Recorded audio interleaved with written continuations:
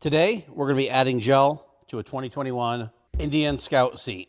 I think these bikes are overlooked. They're very cool looking bikes. When I look at them, they kind of remind me of like the Jesse Rook style bikes back in the day. They have something cool about them. So I think people don't give them enough credit for as cool as they look. It's a very little seat. Very little seats are very hard to make comfortable because if you think about your butt, think about my butt's bigger than this. I'm fat, but my butt's still bigger than this. So it's very tough. And the shape of these seats is like a wedge. So it's very tough to get comfortable. This gentleman wants us to do a full gel insert, which we're going to do. I am going to take the courtesy of slightly reshaping it just because I know if we dish this a little bit, he'll have a lot more comfort. So if you want to see what's inside of this, Lewis has already taken the staples out for me. So all I have to do is pull it off like that. We're reusing this cover. So whenever we're reusing covers, we're always careful to remove the staples without marring any of the cover because it's going back on and we do not want to have it look worse than when it leaves. So this is the Indian Scout seat. I'm doing a little tutorial of it. This is actually glued down, which is nice. I like when they're glued down because then you don't have to worry about the foam shifting or moving around. And one of the reasons why I want to do a little tutorial on the Indians is because we've had a lot of Indian riders reach out. We did a post and asked who rides the longest and the hardest. And I said the Harley guys say they do, the BMW guys say they do, the Honda guys say they do, but I left out Indian, I left out Triumph, I left out Moto Guzzi, I left out Aprilia, left out Ducati, I left out, there's like a million ones that I left out. Royal Enfield, I know those guys don't tour, but if you're from India, those guys love Royal Enfields. It's like an obsession with that bike. So I appreciate everybody and their different bikes, and a bunch of Indian riders reached out to me and they were very cool, very fun, saying, hey, what about us? We ride hard too. And honestly, I think we got more Indian riders chiming in than anybody else. So we're gonna give a little love to the Indian motorcycle crew, even though Indians, like, there's so much uncertainty of what's going on with Indian. I've been doing motorcycle seats for like 20, 30 years. I don't even know how long it's been.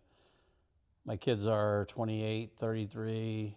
Yeah, I've been doing the motorcycle seats for a long time. So I've seen a lot of companies come in, and one of the most common things is when the economy is good and people have money and they want to start a motorcycle manufacturer, they reach out and they look to say, hey, I want to start the new franchise. But what's hard is the people that have been around, the Harleys, the Hondas, the Kawis, all these places have so much history that's hard for a new company to come up and actually compete with them. So you got to give kudos to Indians. As many as they tried, they came close a couple times, and obviously when brain fart, sorry, had a little brain fart and coughing attack, but you know, with Polaris buying them, they actually did a really good job on getting the motorcycles out there and really pushing them hard.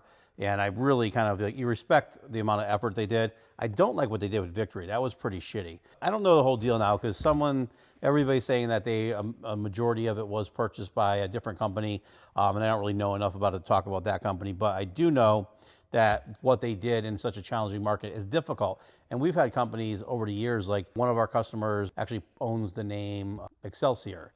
So you had like all the different motorcycles in the early teens and 20s, and you had like Henderson, Excelsior, and all these different motorcycle manufacturers, and he owns that name, or owned that name. I don't know if he still does. It's been 15 years. With that name, you have brand recognition and loyalty, history, which is really cool, and you can get into manufacturing motorcycles. But it's not easy. I've seen thousands of people, well, hundreds of people try over the years. It's very difficult because the big guys, they know how to have the rules and regulations, so the little guys really can't afford to do it. There have been some attempts at doing lower production vehicles, which came close a few times, and it actually came really close right before COVID, and then that got shut down.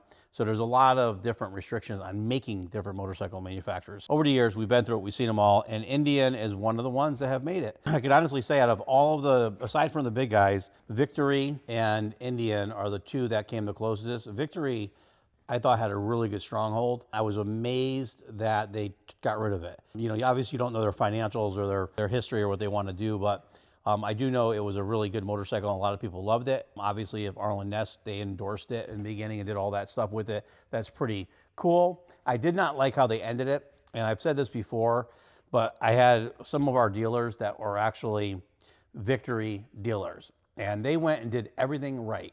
They went and Got the franchise set up, beautiful stores, beautiful location, separate Arlen Nest section. Like one of the places here in Brantford, I think it was Brantford, Connecticut, had like a waterfall with Arlen Nest motorcycles. Then they had all the Victory stuff, all the apparel, everything really good. And then we'd go to shows and events and I'd see him there and he'd be like, have the walkie-talkie like the California guys and let people take rides with him. He'd be talking to you through it and, you know, really pushing and promoting their product very well. Then they just dumped him like a hot potato and moved on to the next guys because the other shop had a lot of history and they've been around for a long time and it's also a really great bike shop, but the way they did it to this guy was not good.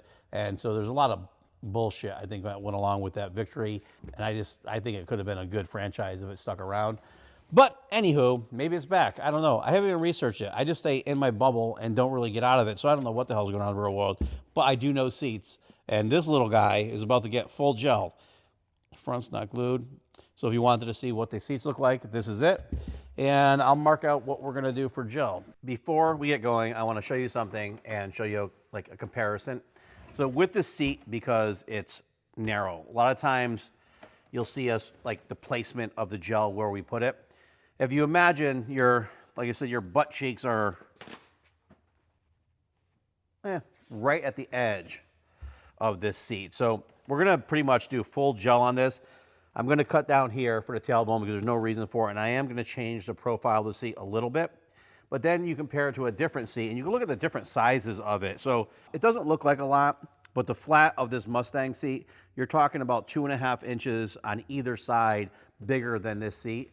So if we were to measure this seat's width, the full width is just under 10 inches, and this seat's full width is 17 inches. So that's 7 inches larger seating surface, which is pretty noticeable when you're riding on a long touring ride. And obviously a Scout's more of a hop around town, have fun and look cool, whereas some of these touring bikes are more get on it and put some serious miles on it. So obviously that's why they go with the wider shape. You can see on this seat here, we're not putting gel on the back because gel on your lower back and upper cheekbones and stuff like that is useless for me. I don't see a problem with it.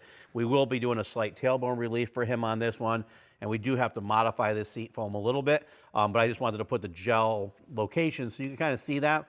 And on this seat, we're probably going to notch it here because you don't want gel underneath your balls or your prostate because it puts a lot of pressure on there unless you had prostate surgery. And if you did, you should let us know because then you do want it firmer there because you have the added pressure actually sometimes feels better. For this one, we're assuming he has no prostate issues, and we are going to cut out the tailbone, put the gel in it, and get this on the road. One thing I wanted to add is, obviously the seat cover's back on, foamed it, all that stuff. These seats actually have a crown, which is really bad for smaller seats because that crown puts the pressure right in the middle of your, like kind of your butt crack. You really want your butt cheeks to actually absorb most of the, well, all of the vibration and impact and all your weight. And it's tough on a small seat when your butt cheeks are right at the end.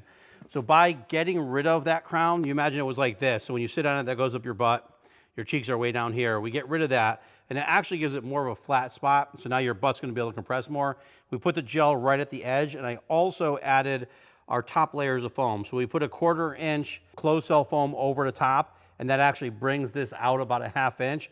And then we put a little bit of a softer foam on it, and that actually just doesn't really add much. It might add a 1/16 on either side, but it's a little softer. So when you touch it, it's not like too firm. So when you feel that gel, it's not too hard, but it makes a huge difference. So this one is all wrapped up. We gotta clean it up, ship it out back to Rhode Island. I would say sunny, warm Rhode Island, but it's the winter, or almost the winter. Is it the winter? It's fall. I don't even know when the hell it is. But anyways, back out to Rhode Island, which is kind of nice out there, and especially in the summer. And he will get to ride this thing around, enjoy it, and hopefully, well, it's gonna feel like a totally different seat. So all you Indian Scout motorcycle riding sons of guns, here's some options that you have to try to make this little horrible seat actually feel better for you.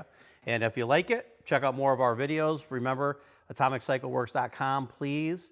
If you liked our video, remember, like, share, follow, subscribe. It'll really help us out, help us grow our channel. Tell a friend, tell all your friends, share it on all of your social media stuff and say, hey, this weird guy does these seats and you should really see it because he will make your ass feel so good. Thanks for watching. All right, my friends, this is the time within our videos where we have to give a little shout out to the people who help our industry, who give us what we need to make things get done. I was very excited. talking with Albert. He is a very knowledgeable man on leather. I am super excited. I told him I was excited. I'm like, what kind of person gets excited over getting leather? Well, some freaks do, but us motorcycle seat guys, we really do too. It's not just leather. Look at that. It's goodies too. We got some swatches. We have sample cards, more swatches. I love it. 916-670-4700, eurekaleather.com. I highly recommend his products. This here is what I'm really stoked about. This is really nice. Albert is on point. I would tell you our complete transaction and talking to Albert and what he did, but I wouldn't want to put him under the bus where people would expect this. But I would have to say I am very impressed with his attentiveness. Just all around great experience, a good person, good company. Oh my Lord, this leather is nice. This is some nice stuff here. I sent him a picture of what I was interested in, and this is actually even nicer than what I was imagining. It is a nice feeling leather. Who doesn't love the smell of leather? I know that was weird. Eureka Leather, 916-670-4700. Albert is a good dude. Great products. Check them out. Back to